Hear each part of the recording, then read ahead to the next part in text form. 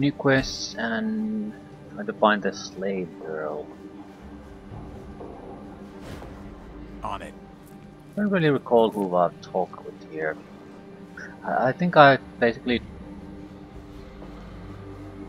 located the purple-haired woman and that's it. Happy to help.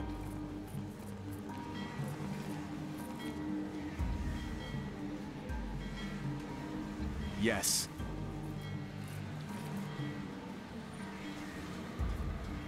Merchants. Ready.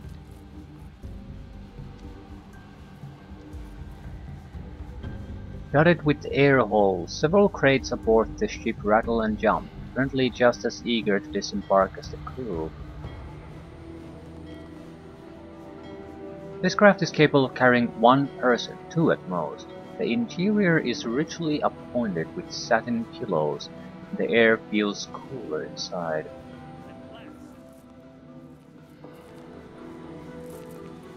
Quijano del Toboso.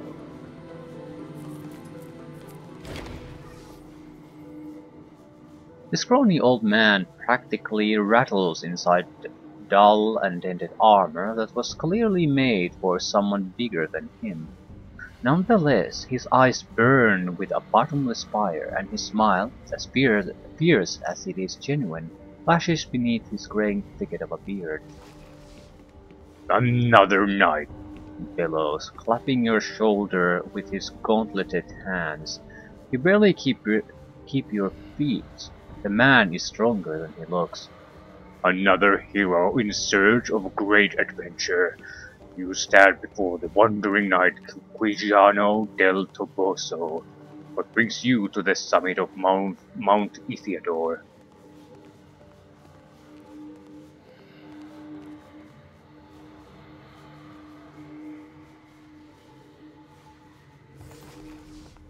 Here it is.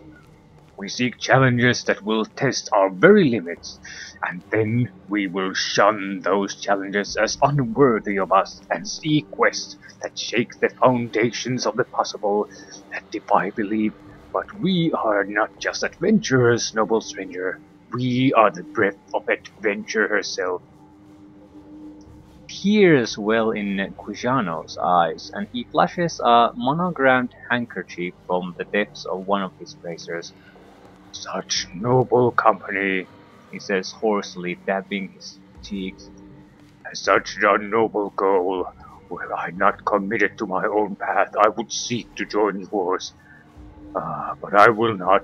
Instead, might I seek your blessing?"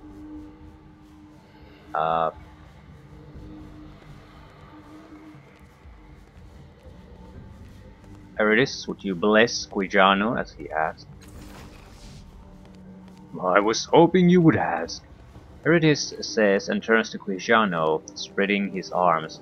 His mouth working soundlessly, the elderly knight bows his head. "May your glory always find you, may your burdens only strengthen you, and each of your scars tell a better story than the last. And when your enemies are too many and your wounds too severe, may you fall with a smile on your face and peace in your faltering heart." You catch the barest glimpse of some of the golden aura surrounding Eurydice, blowing down his arms in glowing chains. Motes of light spin and wheel around the elderly knight before sinking into his armored frame. "Well said. Well said." Quijano straightens and oddly seems larger somehow, taller even.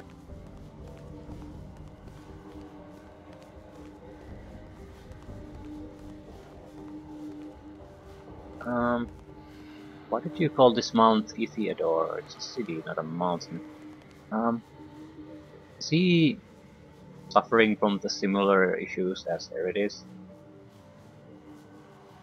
What brings you here? "Do you know, I am not quite sure. My memory's not what it was. I recall kneeling before my family's armor in our estate some time ago."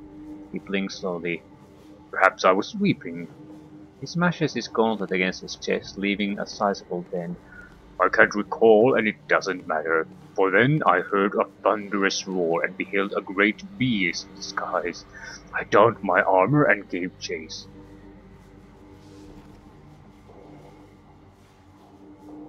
What kind of beast was it? It defied description, and so I shall describe it to defy impossible itself. 13 legs, 6 jaws, and 1,000 eyes glitter with malice and flame. Scales the color of clouds. Right. Go. Okay, this seems like we have an option to constantly question what he's saying, or just go with it. I'll just go with it. Alright, go on. The horrible beast leered down at me, promising destruction.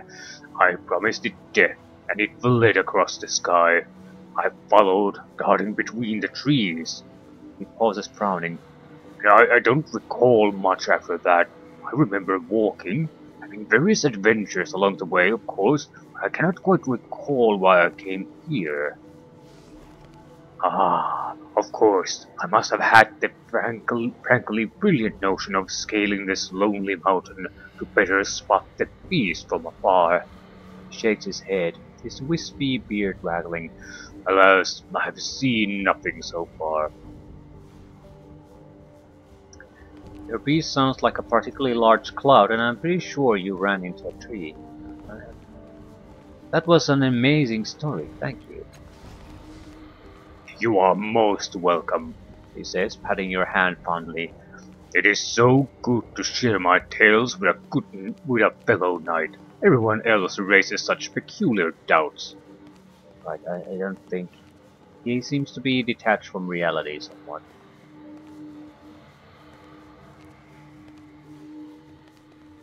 You said you were looking for a great adventure. Yes, but I feel I must speak plainly. Too many people have mistaken me for a common mercenary. I'm not interested in entangling myself in local quarrels.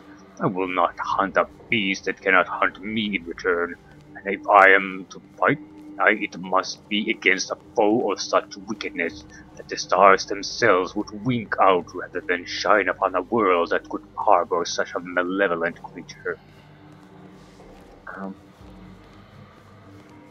Stitch are digging tunnels. That's pretty typical. Stitch are digging tunnels underneath the city, causing homes to lapse in the sea. Children of the Endless Gate, slaughtered innocents in the underbelly. You hunt them down. I wonder what the consequence of this is. I mean,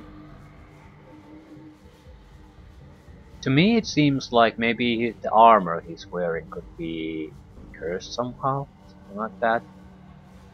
I mean, he looks like a frail old man, but he was more powerful than he seemed. So I'm assuming he's actually a quite capable fighter, but I'm not sure if it's his natural ability or the equipment he's wearing, because he seems to something's clearly affecting his mind, and I'm not sure if it's just because he's old or because he's under some kind of influence.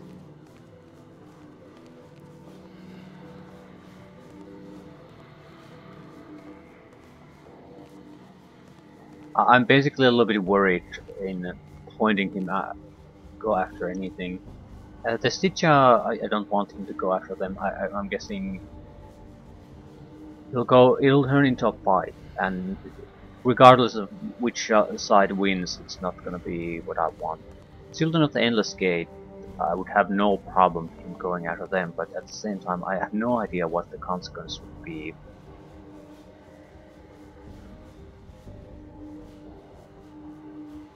Let's talk about something else. I'll keep him in mind. Yeah, very well. It seems his only purpose is to be pointed at an enemy. I'm ready.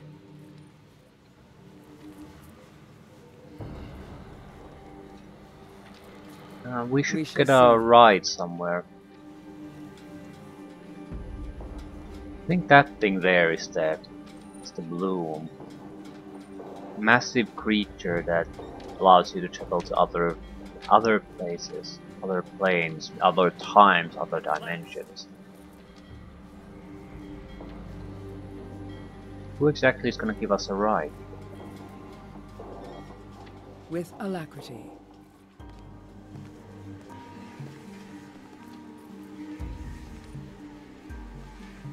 Happy to help. Master Renio! Tiber, my well of good stories has run dry. Do you have any to share? Once upon a time, conflict, struggle, more conflict, a daring duel, cliffhanger. Aw. I guess Master Renio is our ride. I'll remember that. Airship Master is keeping a nervous eye on his vessel. He's a short and wiry man dressed in travel-stained but well-kept clothing. He's chewing on his impeccably groomed mustache in frustration. As you approach, he turns away from his vessel. Welcome to Master Renio's Aerophile Adventures. I'm afraid that I will not be departing anytime soon. Not since the theft. He says the word carefully as if holding it at bay. I've always taken pains to see the best in people, he confides, swallowing hard. But that was before that runty, glowing, straw-haired idiot stole the coronet, my prized airship. He shakes his head, genuinely distraught.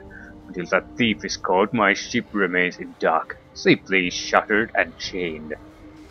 He breaks off when he sees Erides standing near you. Him! That's the thief! Thief? I never stole a thing in my life. I have borrowed, certainly, but always with the intention of returning the item to its proper owner. Though I must admit that I haven't always been entirely successful. Making a note. I demand compensation. My vessel, my source of livelihood, snatched by this vagrant. He stares hard at the oblivious glaive. I require justice. I will take it in the form of service. Well, technically it's not necessarily my responsibility, but at the same time I'm not sure I want to be in a situation where this sort of thing hangs on top of the head of one of my companions, because I have no idea what the consequence would be. Also, I haven't seen anyone actually offer me an air ride out of this place to the Valley of Heroes. So I wonder if this is tied to actually getting out of this city.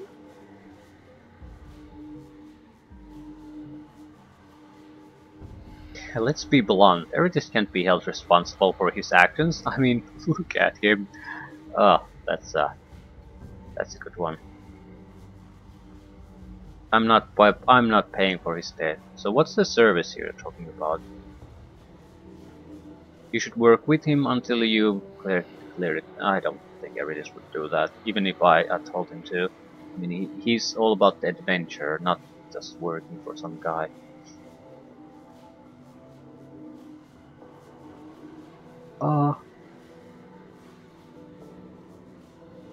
Is there any other way we can resolve this? He mentioned a favor. I would prefer that the guilty party make amends, but I would accept monetary compensation for the losses. He shakes his head. I doubt the young thief has the money in hand, however. Making a note. He pries at the bridge of his nose with ink-smudged fingers. I'd consider bringing the matter of compensation before the council clerk, but we've had a number of arguments in the recent past. I doubt he'll help me. I'll speak with him. Really? Well, good luck. The gentleman is somewhat difficult to work with. You'll find the clerk outside Council Tower in Government Square. It's the same. Yeah, I know the guy. He's troublesome. I'm not exactly sure what exactly am I asking him to do. Is he how is he going to deal with this? Renio would accept monetary compensation from the city authorities, assuming they're willing to provide them. If I want to pursue them, okay, why would the city pay for this? this, though. On it. I mean, I'm perfectly okay if they want to pay for it, but why would they pay for it?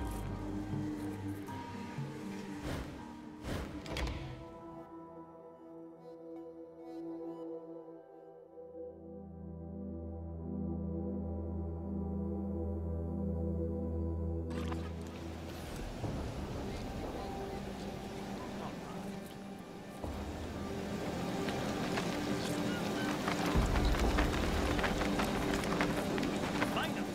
Something to do.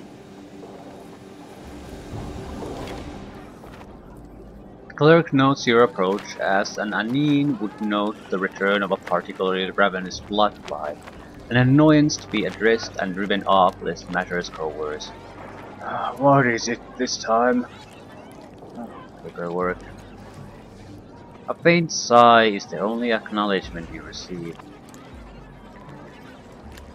I'm trying to resolve a legal dispute between two men named Eritis and Renio. Eritis crashed an airship of Renio's. Can you help? Do you think that because I can make a document vanish at the snap of my fingers, I can do the same for a civil suit? He shakes his head with a slow condescension. It's not so easy.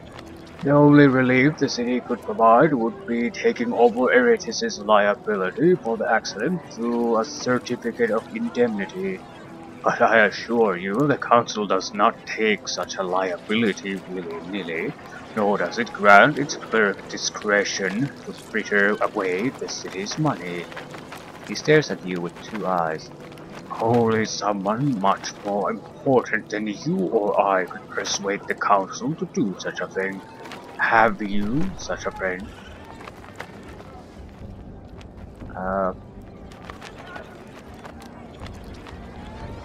How can I find someone who could help? Finding a powerful is never difficult. Their glory shines like a beacon over the entire city. Look among the slave families for one who needs assistance of the sort your kind provides. He smirks. Even the mighty, especially the mighty, understand the principle of quid pro quo. I see.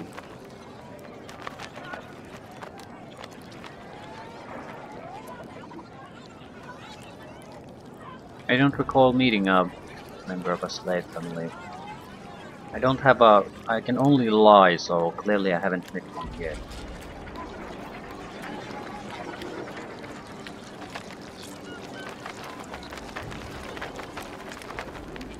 Yeah, I don't know any. Making a note. Then your request is denied.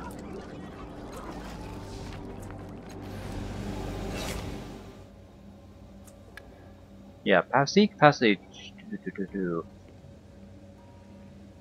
Yeah, he refuses to fly anywhere until we... And while the thief walks free.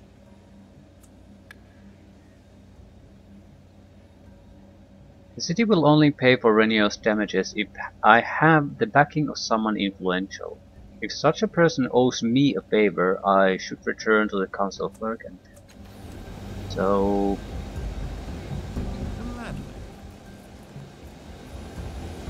Maybe Sigyn?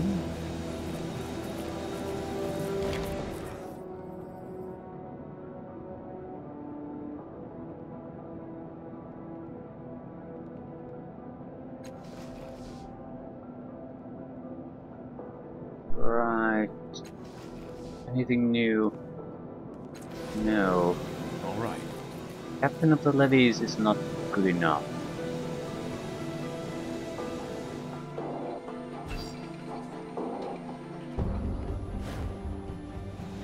I'm ready. Well, there was the city negotiator with the Stitcher. That would be a big favor for the city if I can get rid of Stitcher.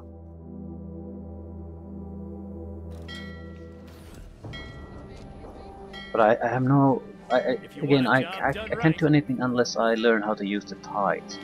Also, using a tide seems to have some kind of risk associated with it. So might be better to just steal the Action! eggs. I don't Here know. I come!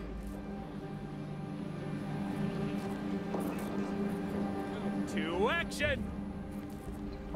Seal.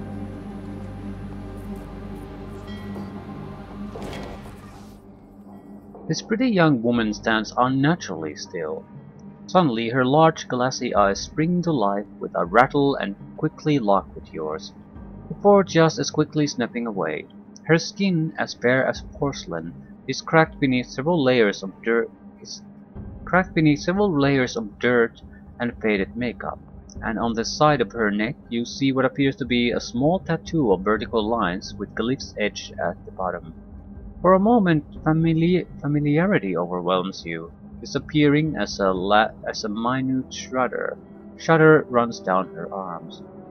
Her gaze snaps back to your face, but not to your eyes. She is staring at your tattoo.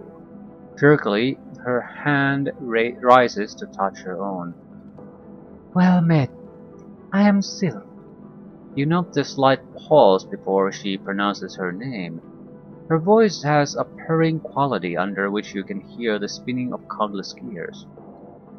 She calls, just once, and a small greenish cloud emerges from between her lips. How did you come by that mark?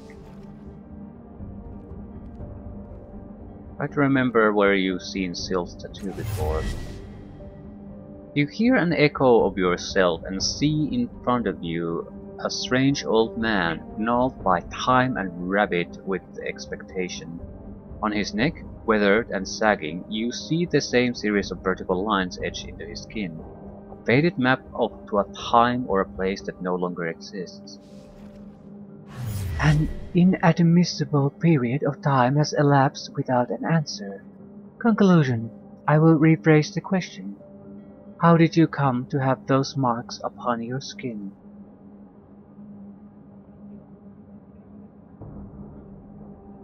What is it to you? Aggression noted, she says without any indication of offense. A different approach will be initiated.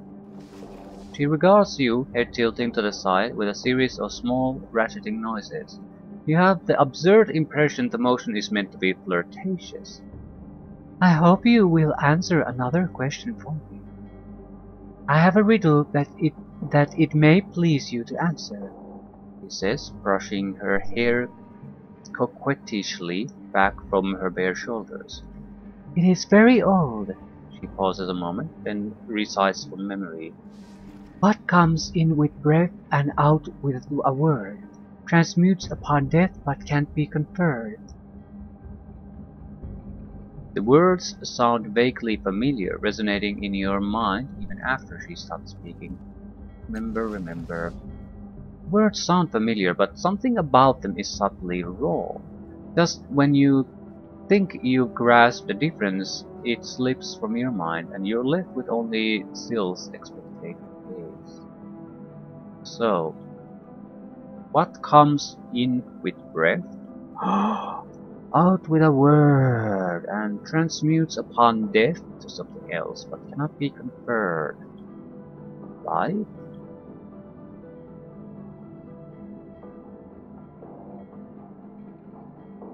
Glory? Consciousness? Love? Nothing.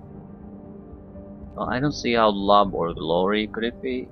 So it's life or consciousness maybe? But life comes in with a breath. You breathe, you live. Out with a word though. No, it's consciousness. If you can express yourself through word, you're clearly conscious. Well, I think while it could be said the same about life, I mean, if you can speak, you're living, it fits consciousness better. She tilts her head from side to side as if weighing your answer in each ear. Very good, she says, her neck clicking back to neutral. I have one last question to ask you. You may not have an answer. He looks beyond you, remaining still for some moments while the gears inside her stomach clatter and whir. Then she meets your gaze again and asks her question. What would you do if you met someone who had succeeded at your life's work before you and they refused to share their method?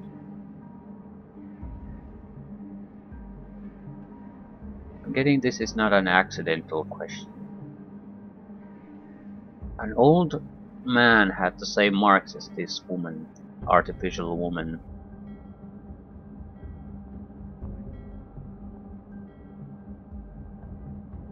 What would you do if you met someone who had succeeded at your life's work before you and they refused to share their method? Yeah, I think we've met before, at least this person and one of my cast-offs of the Changing God. So she's not asking about any type of a success in your life work. I mean, if your life work is trying to find a cure for cancer, you probably wouldn't give two shits about if someone wouldn't share their method with you. The more important thing would be that someone found a cure for cancer. At the same time, if your life works was a little bit different, then that might be a different reaction too. So it would depend on what the goal actually is. With the Changing God, it would be, I don't actually know, but maybe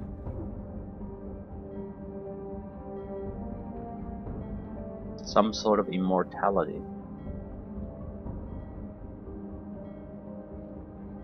If someone had found a way and refused to share it, how would he react? He wouldn't kill them. I wouldn't kill them because that wouldn't help. That wouldn't move your goal forward in any way. You would just lose that method.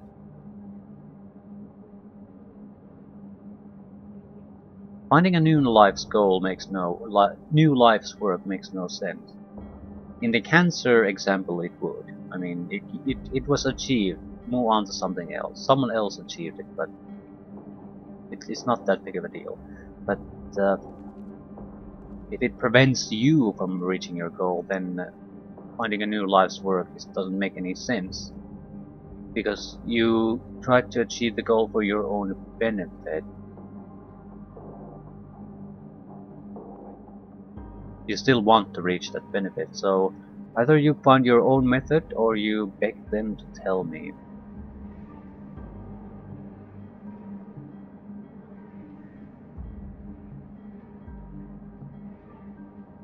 I think I will find my own method. I would be definitely very interested in knowing how the other guy did it. It might aid me, achieving my goal, but it's not necessarily the same. Like, if you want to reach immortality, there might be different ways. Moving your soul into a construct, or consciousness into a construct, becoming an undead creature, things like that. So there would be multiple different methods in a game world like this to achieve the same end goal. And you might not be all that happy with every one of those methods, so I would find my own method. That would doubtless be difficult. The darkness behind her eyes whirls with glint of metal as her pupils dilate fully. They snap back to normal and she bows slightly. I wish you luck in your endeavor. I have no more questions for you.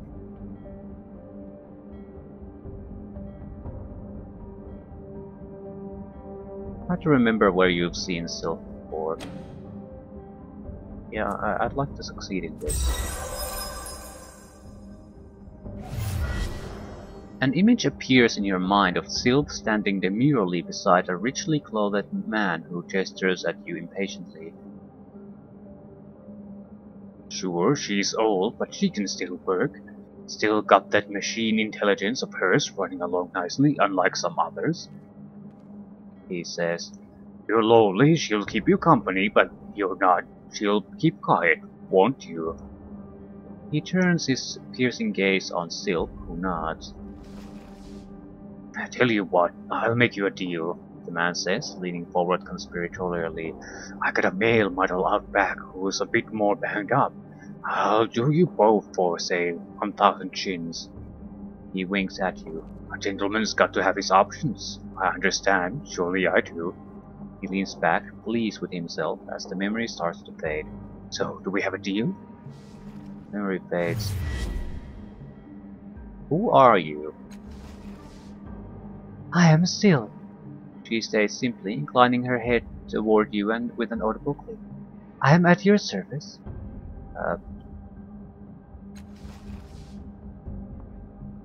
Why can't I try to determine her origin again? So all the options just disappeared.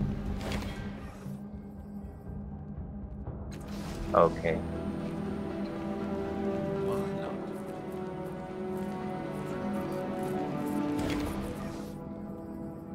Harnack Hobbs.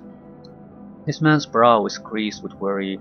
He avoids your gaze, his eyes fix on a point to your left and far away. His trembling battered fingers pluck at the air. He stares through the chattering customers, the bar, as though he is utterly alone. Stepping closer, you see a thick blue crease running down his throat into the depths of his heavy robes, and orderly rows of azure holes pierce his bony arms from elbow to wrist. Discord, he says as you approach. Scarred melody. Too many voices. Hurts. His words stream out one by one in a subdued and continuous monotone, tumbling over each other as if in a blind rush to escape. Study the man. He does not meet your eyes as you step closer to examine him. Instead, he winces as though your presence is somehow painful to him. You watch him move and track the twitching of his fingertips. You hear a low vibrating whistle, though it is not coming from his mouth. What are you doing here? Wayfarers bring me broken Numenera. I repair them for pay. I need to eat, he cries, and you don't think you're the target of his anger. Wayfarers thank me, he says, swallowing. They do not know I have remade their Numenera. They do not know they will also be remade.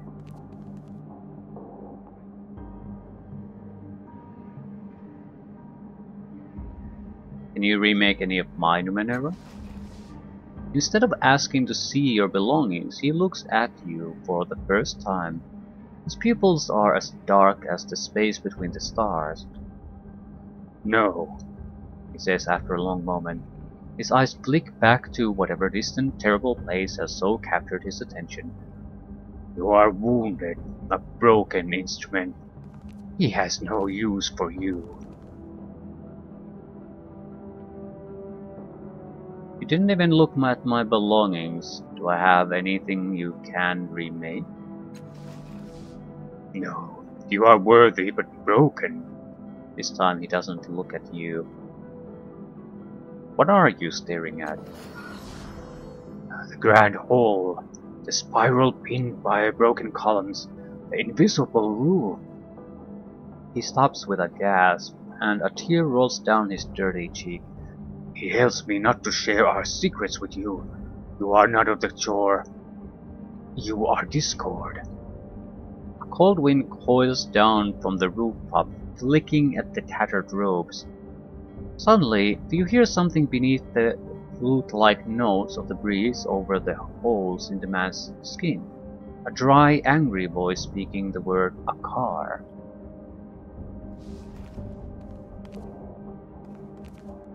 Akar, what does that mean? You may as well have slapped the man. White with shock, he doubles over, clutching at his chest.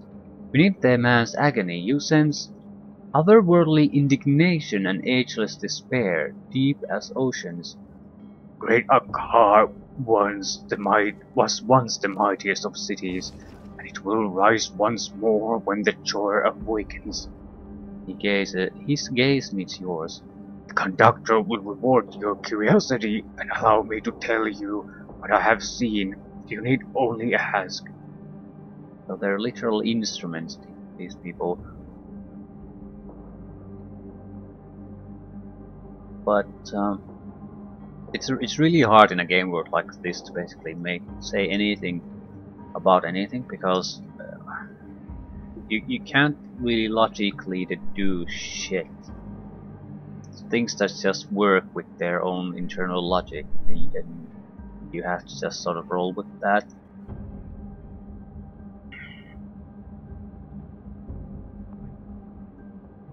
I wish to know what you have to see. Before my becoming, I found a pit ringed by stone, deep in the arboring wood. Broken pillars at the edges. I stepped inside, breathed the dusty air. He pauses, passing a shaking hand over his mouth. I was lost in the grand hall for days, decades. Pillars twisting like hallways, spiraling, the ringing of bells, whirling of chandeliers, listening to the song of the lost shore. I was an audience becoming an instrument. Finally I slept and I woke here upon the heights.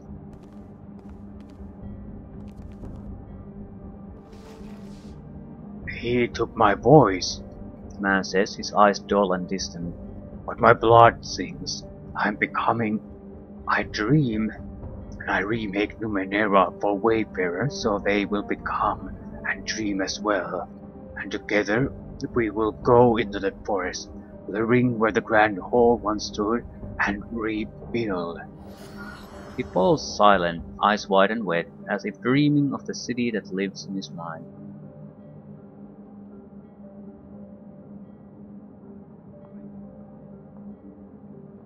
You said that you dream. What of? Proud a car at its peak, He says, gaze locked on the distant ruins of the city. instruments of metal and flesh ringing the balconies of the grand hall. The conductor, our air, breathing him in forever. What do you think you're becoming? An instrument, a doorway. Before I remade Numenera, now I wake and find devices the conductor has made for me. He is generous. Look, He says, smiling and pulling aside his robes to bare his bony chest. Countless devices are embedded in his flesh, looping bloodlessly in and out of his ribs, linked by tubes or wire to an opalescent spear at the base of his throat. You study the blue creases, the subcutaneous cable leading up from the spear into his skull. You suddenly recall seeing a similar device in your studies and understand what this one is meant to do. Soon, this man will go to sleep and something will wake in his place, in his body. A doorway indeed.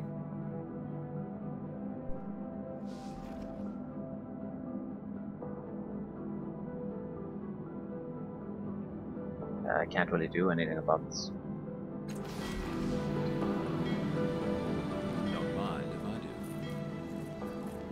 Yeah, these two are odd. Like, decent amount of effort, but I can't really do anything about them. Yes. Now. His theme was a car, though, so if we have a car related question or a problem, we can come to him.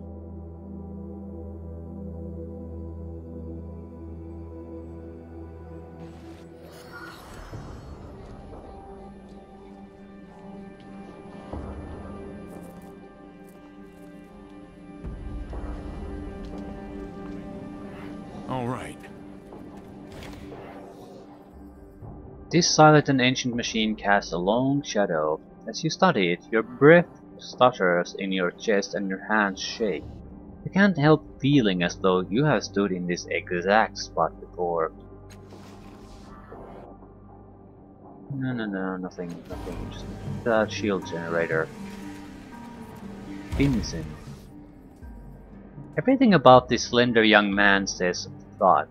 From his scar-slashed eyebrows to the calloused hands hovering over his hip, where a dagger would hang. But he doesn't have one. Instead, flour cakes his hands, and a single apron strings hang from his pocket. He is apparently a baker. Stand still, you shine. He says, and peers over your shoulder. You follow his gaze to an armored soldier who is loitering in the public square. That levy's been following me for days. Can't even stop for a piece without checking side to side. You sure he's following you? Put it like this, he says, licking his lips. I know when I'm being followed. I've seen him on my track from dawn to dark for 3 days. I ain't done anything wrong. And it's worse than that, he says, wringing his hands. That's my levy. Are you How do you... I'd like to know, how do you know that it's your levy? But, what do you mean he's your levy? I'm a citizen, he says, as if that explains it. It does. When it becomes clear it hasn't, he groans. Every levy is made from a citizen. This one was made from me. Look, I can't explain why, but I know that one's mine. I feel it, right? And now it's coming from me. Look, he won't leave me alone, right? I gave a year of my life to make him, and I thought that was that. Now I catch him standing in the streets outside the bakery, whispering to himself, playing with that carving of his. His teeth graze his lip as he leans closer. He even tried to talk to me. Levies ain't supposed to know who they came from, right? They ain't supposed to know who you are. He wavers, gathering his courage. Could you talk to him? Find out what he wants. Can't you talk to him yourself? He swallows hard. I've heard stories. Levies go wrong sometimes. Get obsessed with the person who gave them life. If the two ever meet, the levy goes mad, tears them apart. That ain't going to happen to me. Not after all I've been through. Alright, I'll talk with him. He nods again toward the armored man who is standing a distance away in the public square. He's the only levy in this district, so you can't miss him. Cause he ain't smiling like all the others, and he's holding some charred wooden thing in his hands. I'll remember that. Why do you think your levy wants to murder you? Look, he begins, obviously struggling to frame his explanation. Look. He tries again. Look, you don't track a man for days and days unless you want something, yeah? Maybe you like his shoes or you're curious about how many shins he's got. Now, I don't have any shins, and my shoes are older than me. The only thing I got that's worth anything is my life. Anyway, I told you about the stories I've heard. Now, sometimes levies go wrong. You take a look at that levy, everything about him is wrong. What is normal behavior for a levy anyway? There. He hesitates, raising his hand as if he's trying to contain his response before he lets it escape his mouth. They work for the people who make the laws, right? And if someone breaks those laws, they drag them down, always smiling, mind you. Figures that my levy would be the unhappy kind. How did they create your levy? I look like a scholar to you. All I know is that they told me to stand. His eyes roll past your face and snap back. Look, people who want to be, respectable in this town, they become citizens. And the way you do that is you step into this glass chamber, take a year out of your life, they say. I figure it squeezes that year into human shape. I don't know how. Wouldn't pay 2 shins to know. Okay. So, why do we have this window here? Technology that suspends the tables prevents them from being easily flicked, dragged, or moved, and the location is probably... Okay. Bugs! Can I get rid of it by just loading the game?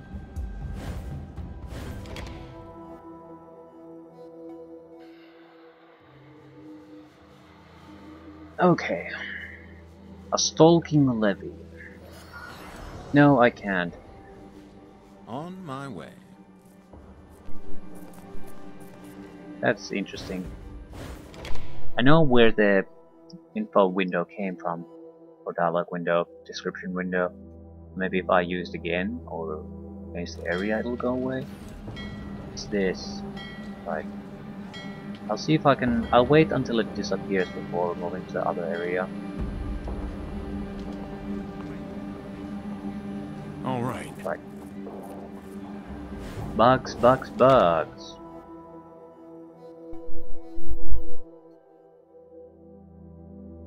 Certainly the game needs some polishing, but to be fair, it's like... That's the second one. The first one bug that I noticed was actually the third one. First one was the bugged quest, then was some kind of a bug in the experience number wasn't shown correctly and now that. So it's not like this has a huge amount of bugs, but the quest bug is something that should be fixed. That's a bigger problem. I'm going.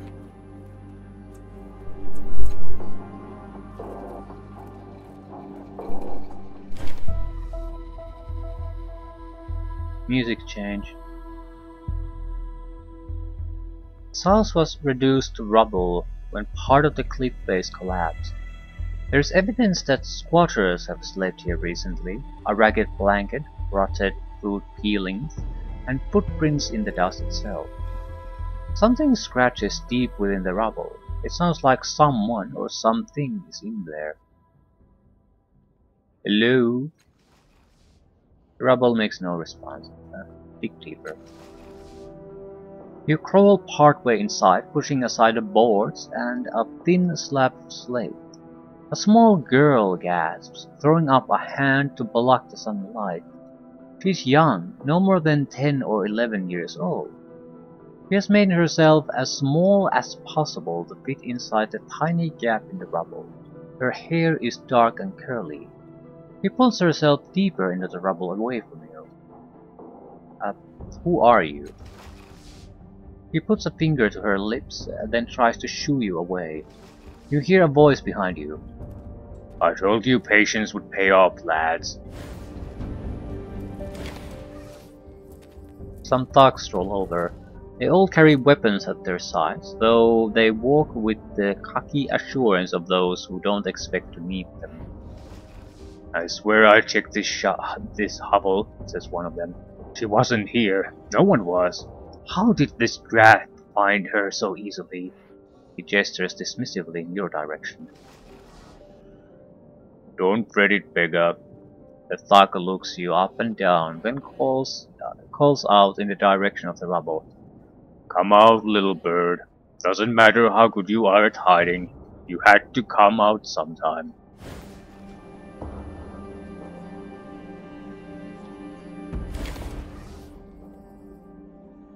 The slave girl. Rin. The girl huddles behind you, keeping you between her and the thugs. Even so, it's obvious she's not sure about you either. Don't let them take me, please! She's a companion.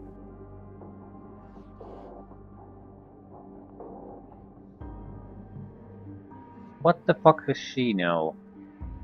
I mean, every companion so far, pretty much, I can think of a way that has a connection to me, or the changing god rather. How could she possibly be one? Why don't you want to go with them? One of the men interrupts. She's lost. The little urchin ran away from her home. Her mother asks us to find her and bring her back safely.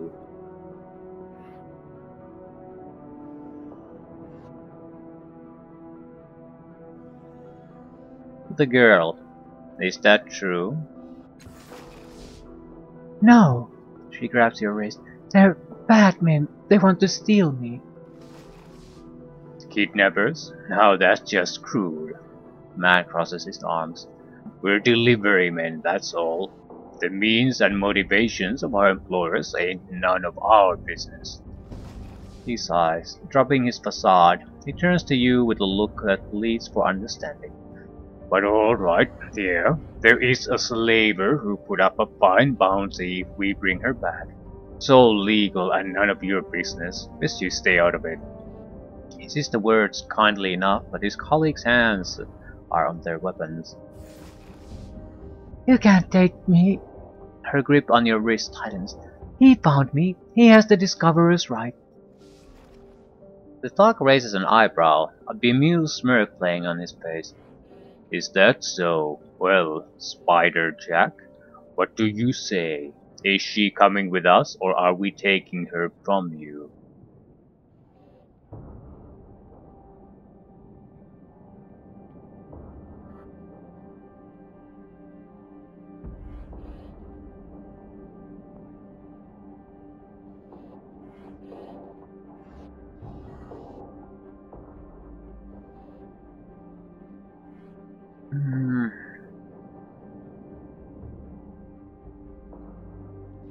We can try to force this into a fight. Honestly, I'm actually interested in doing that.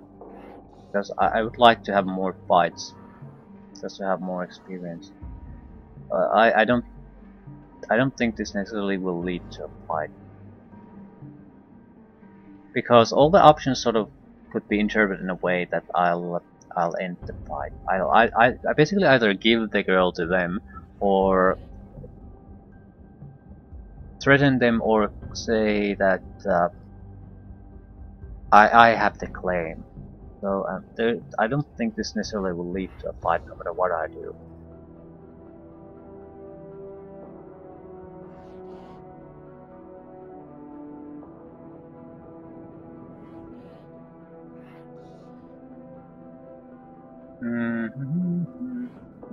I could also tell them the truth. I have the Tolmagur bounty. Was your bounty put up by Tolmagur? She asked me to find the girl. Yeah, that way I probably could get through with this without spending any points. He wipes his face with one hand. So it's a competition, is it? Well, that don't change anything. We gotta eat too. I'm not giving you it. Yeah, I could never try to lie about this. Just fucking try it.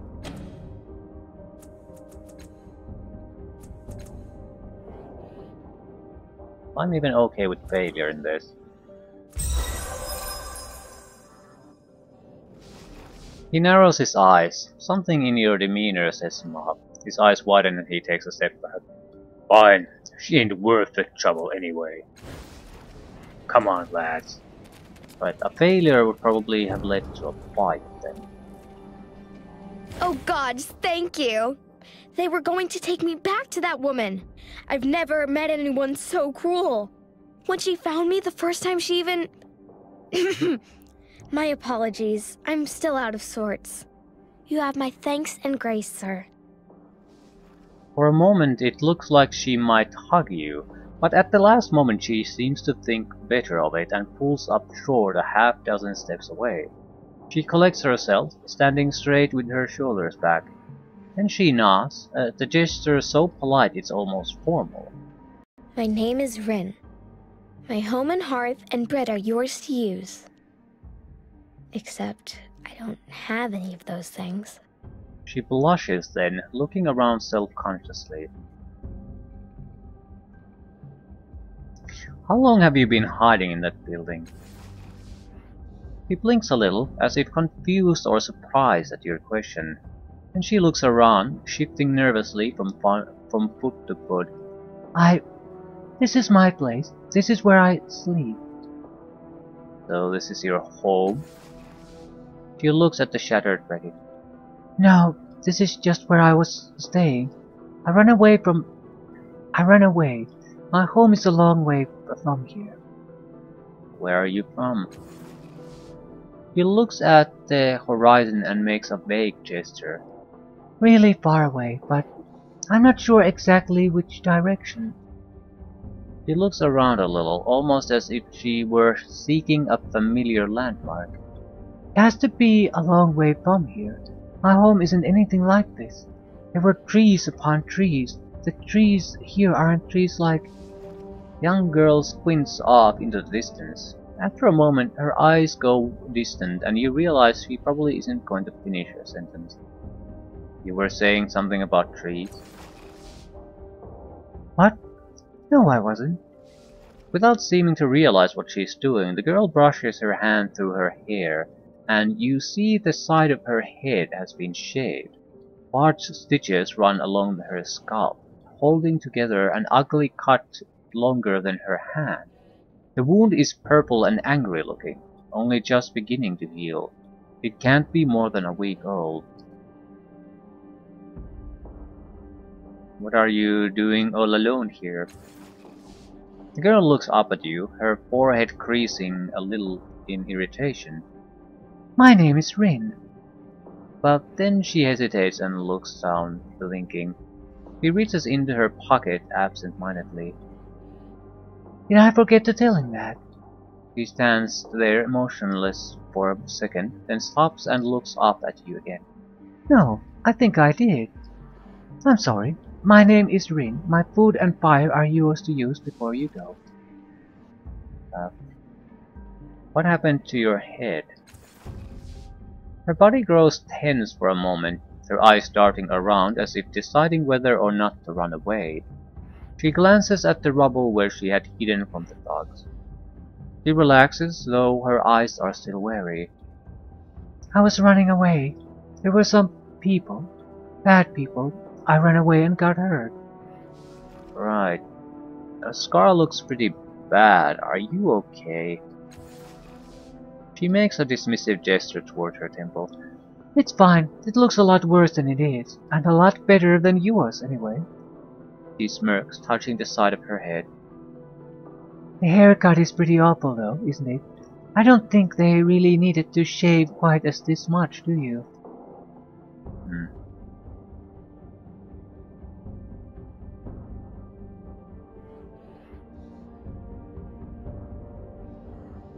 I don't know. I think it looks dashing, fashionable even. It might start a trend. He gives a wide grin.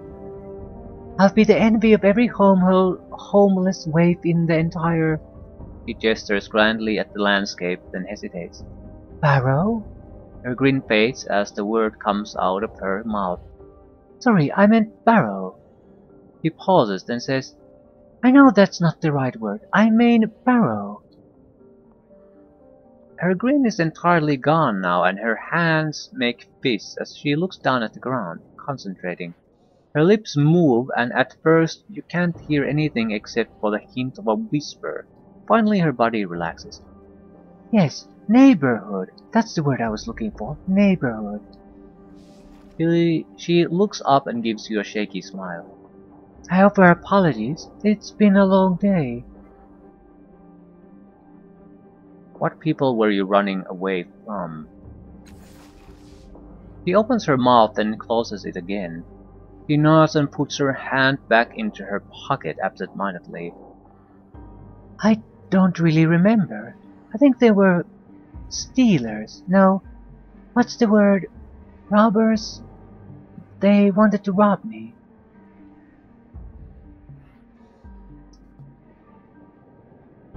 Who stitched your head back together after you got hurt? For just a moment her eyes flash with panic again, and they dart around like she's getting ready to run. Then she touches the side of her head gingerly. I don't remember what happened exactly, but I got away, and I ran, and I ended up here. Who were you running away from? I've already asked that. Your story doesn't fit. Who fixed your wound and shaved your head? If you could hardly sit up, how did you keep running? She scowls at you fiercely. I don't know, I was talking to a judge, she says angrily. I told you I can't remember. Not for days on either side of whatever happened. He looks away, mouth pressed into a firm line.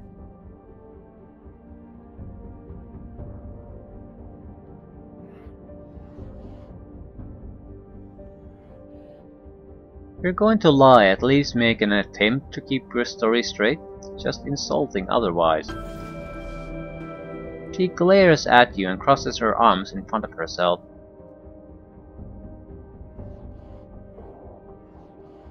Is there anything I can do to help? She shrugs nonchalantly. I don't know. I'm pretty good here. Unless you happen to have any spare food you aren't using, or water, or a blanket, or a new bed, or house, or, anything at all. Rin starts out hulking with a playful smile on her face, but then her eyes well up. Her voice stays cheerful even as the tears are running down her cheeks.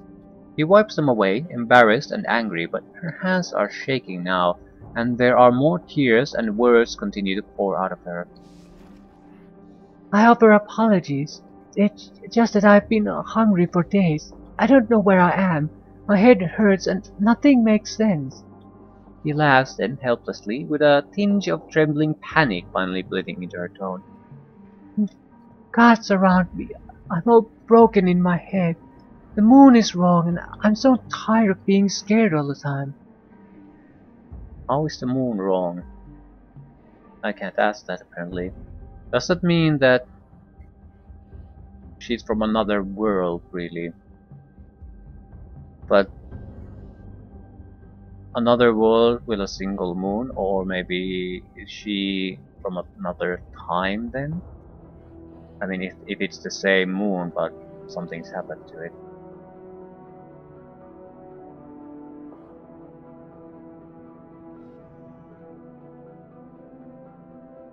I can give her a few shins or take her with us, but we already have a full party. I'll take care of you, come with me. She blinks up at you and gives you a huge grin. Really? Then she looks at your companions and seems to shrink away. No, I'm alright. I mean, thank you, but I'm alright. Right, so basically we have a full party. Beloved slave. This is getting complicated now. There are at least, well, there's now 3 people who I suppose are potential party members, but I don't know anything about them. Maybe I should actually just take them into the party and look what I'm basically leaving out. Press the tree sigil. Button yields easily. You hear a young girl hum a strange tune. It's Rin. The tune cuts off abruptly and the button rises back to its former position, refusing to be pressed again. It's almost as if something hid her from your sight. Huh. I'm very curious about Rin.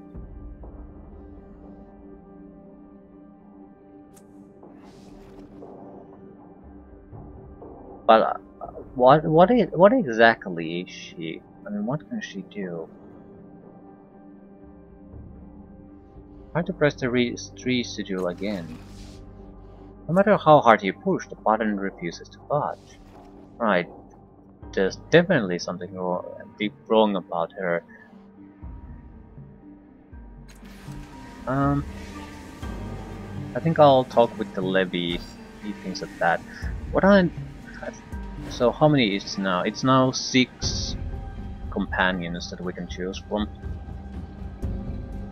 I don't know who the missing ones are, or even I'm pretty sure there's a missing one because I know that there's at least one non-human one. I don't know where to get it or what it even is really.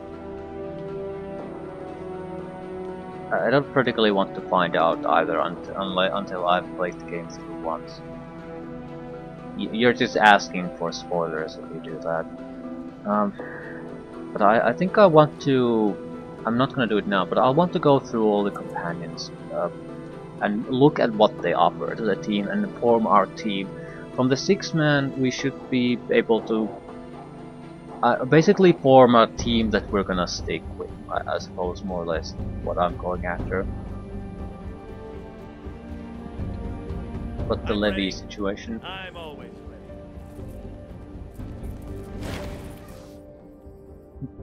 Tormented levy.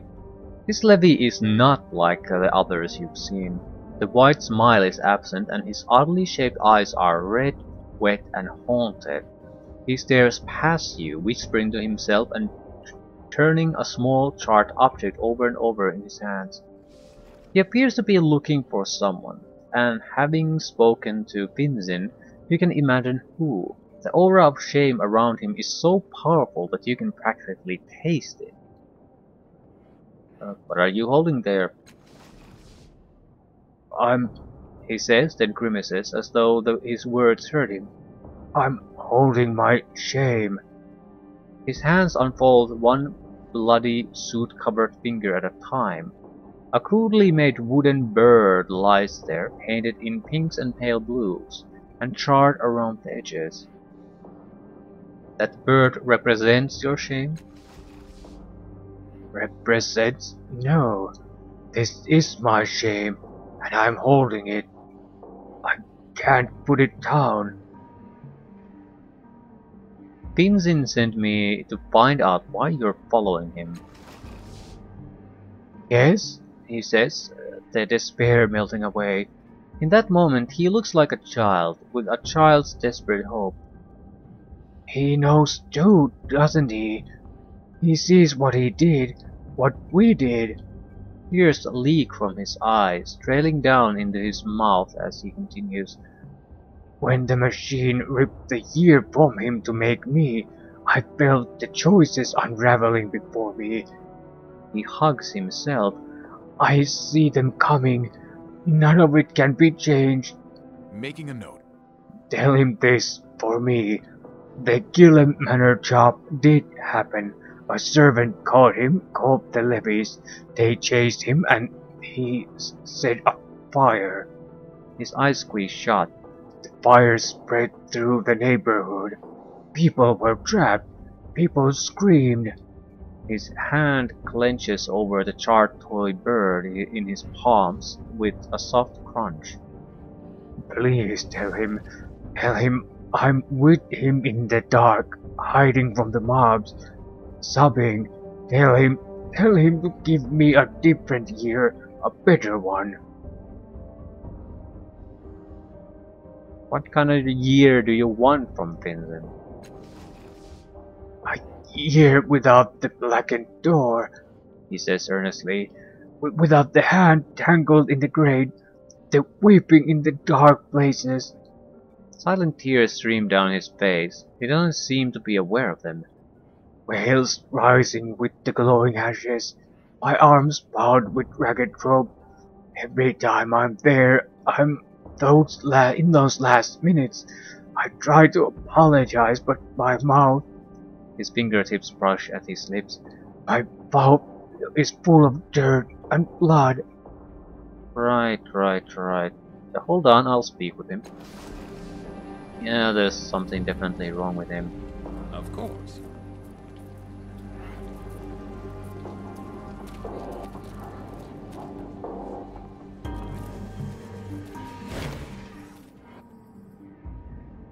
Did you find out anything? He asks, eyes darting around you to check on the distant levy. I've spoken to the levy. He mentioned something about a Gillen Manor job. He what? Vincent says, going pale. Keep your voice down. You tell anyone else about this? No? Good. I have to be unspecific about this, understand? Before I became a citizen, I wasn't a nice person. I took things for money, and just a few weeks ago, certain people told me they wanted me to rob Gillen Manor. Grimaces, rubbing his neck. I was going to do it, but then I became a citizen, gave up a year of my life to create the levy, that levy. Something changed, he says, frowning. All of a sudden, I couldn't get the dangers out of my head. How thick the levy patrols were like, or how the captain herself was looking into one of my older adventures. He plays with the apron strings hanging from his pocket. So I cancelled the job and started working at my own bakery. Never did the Gillen job, and that's the truth. So the levy is getting a potential reality, a possible reality. How exactly does that work? Yeah, don't question it, roll with it. Yeah, the levy is seeing what would have happened if you did the job. He wants another year from you. Updated my journal. Oh, I get it, he says, rolling his eyes. It's a shakedown. Give me a year, or I tell them what you did. And I ain't done anything. I never killed anyone, and I don't owe him nothing. I can't keep handing out years like they're free.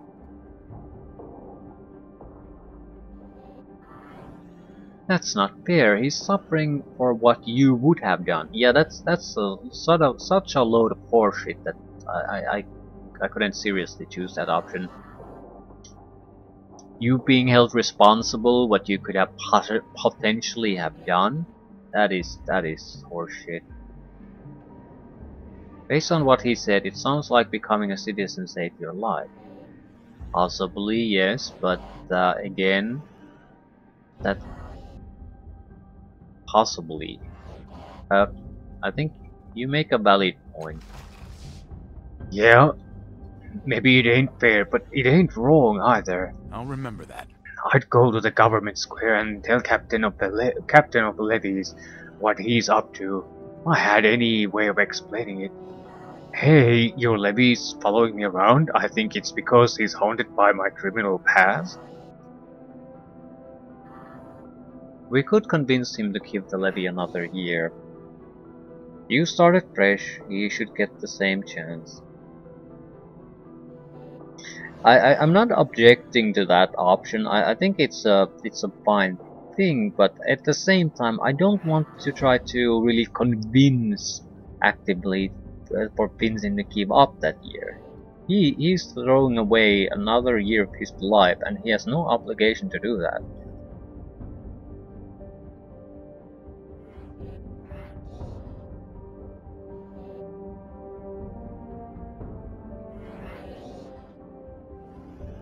I guess the problem here with that option is because I know this is a game.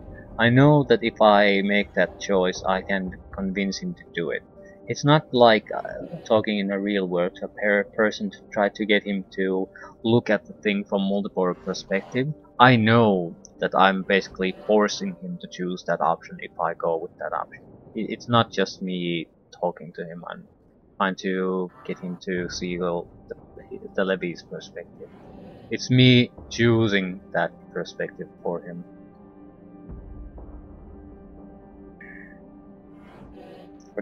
What good would telling the captain of levies do? Levies ain't supposed to follow their citizens around. They ain't supposed to get all weepy either. And the captain would take care of the problem for sure, but I ain't about to try it myself. You want to talk to her? She's in Government Square.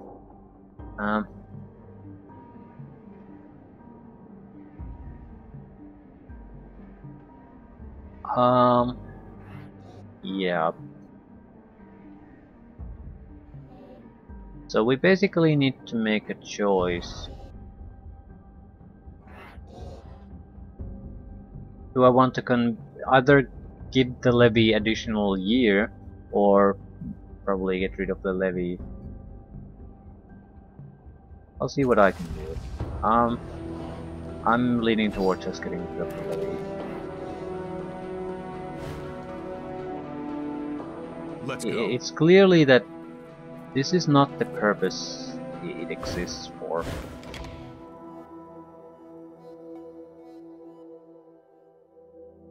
While there's nothing wrong with the guy donating another year for the levy, it's also not in any way his responsibility to give up his years of his life to fix problems with the levies. So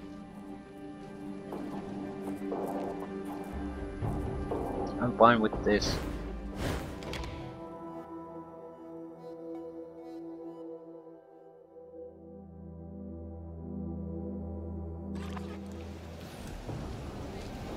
Here comes the boredom slayer. I just remembered the end of that one story I was telling you. Was there just one? I thought the serpent of 1,000 kisses would kill me. I met a levy in Cliff's Edge that's stalking a man called Binzin. It wants an extra year of his life. Updated my journal. It wants what? Her eyes widen in alarm. She whispers something to one of her circling drones and it zooms away. Sometimes the levies go wrong. They take a bad year from a citizen and turn out flawed. We never let them live when they get like that. You seen the little talisman they carry? The symbols of the year that made them. If the year is bad enough, they become that talisman shaped in flesh. Monsters that hide in the city and try to bring about the horrors that would have been. You can tell this Finzin that he's safe. I sent a squad to bring in the levy. He'll never see it again. Excellent. Why not?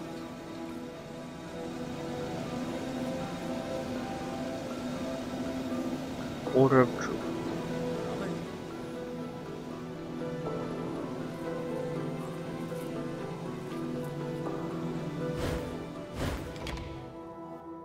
Maybe he... I wonder if there's a consequence to us giving him the year. I mean, does the original year disappear somehow, somewhere? Does it get replaced, or does he have 2 years? One that's a happy one, the other where he's going to turn into a similar situation like he has now.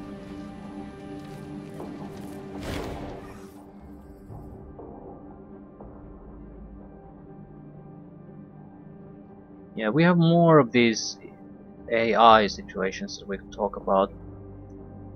I don't know what the consequences of these are either. I want to talk to them about Syl. The woman, mechanical woman who asked us about the question, what would you do if someone achieved your life goal and refused to tell you about how he did it? You draw a crude approximation of Syl's next to the orphan's image, still visible in the dust. It might be your imagination, but when you finish the drawing, the orphan seems pleased. They turn to stare at each other. Then the one on the right reaches inside itself, its silver hand merging seamlessly with the glistening metal of its torso.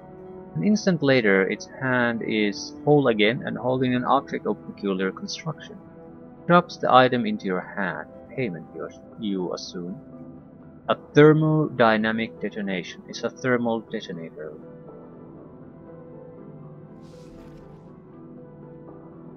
"15 points of energy damage to all characters in range."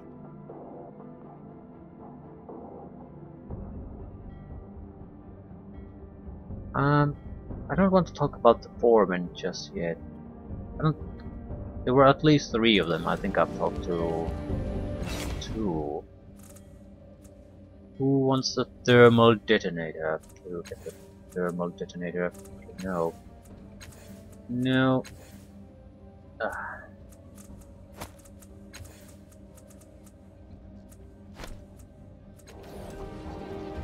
Right, I'll wrap up the levy thing. Leave things at that. We need to do the companion selection. I'm going. There's a chance we can find more still here, but I haven't properly even looked at the situation yet, not even once. Now, I think the longer I basically drag that on, the lower level our group is gonna be. Although the fights haven't exactly been tough so far, so I'm not too worried about that.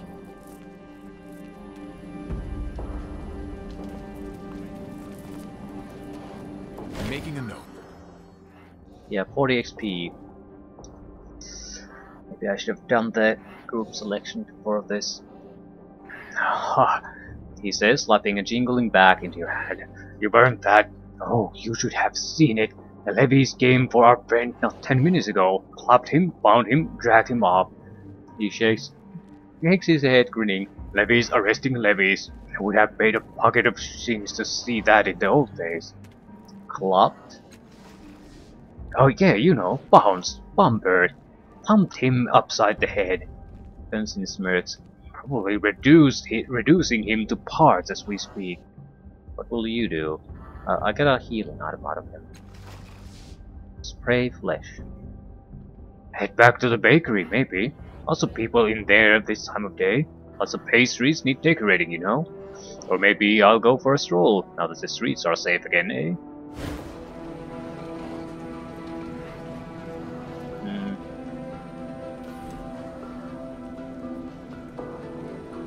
Yeah. Pot hay. Everyone except Green can just be summoned here, so here's the thing though, they have equipment too. Alright, but I can always recall these guys, right? Okay, what I need to do is not really check the equipment at the moment. I mean, I can't buy armor for these guys, the companions, so only weapons. I'm not getting rid of Eridis. I'm not. He's the only proper fighter I have. Although the abilities of High Beer, especially the ability to move enemies, has some potential uses, definitely. Callistitch, I think it's useful only because I am a nano too, so we can stack our spells for increased effect. But she in no way is necessary. So yeah, I'll leave the musings about the team for another time. But some of these are getting closer to tier 3. I'm barely tier 2. But if I'm basically somewhat reluctant to accepting tier 1, especially if they're 0 experience tier 1 characters in this group. Because that's we're looking at probably 500-600 experience points behind the rest, and we get maybe something like 40 to 25 per quest. So that's a big difference to take over. But we'll see. We'll see. I'm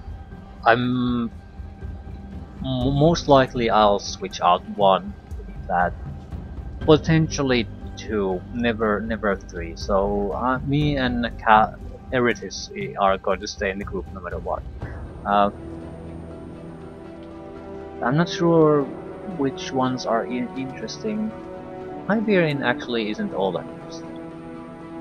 He's an old merc that we know that he's a lying son of a bitch, but he also is he's the one who can actually convince people. The only one really who can convince people in this little team. Forward. Although I have shifted my own character toward this charisma side too, so it's no longer that. It's not actually that much true. He has the skills though. I don't have the skills. But he doesn't have the stats to back it up. I have the stats and the effort I put to do it, not the skills. But I have no negatives either, so I would basically have to spend like 1 point extra to reach the same end result. And I have the pool to do it, so it's not that big of a deal.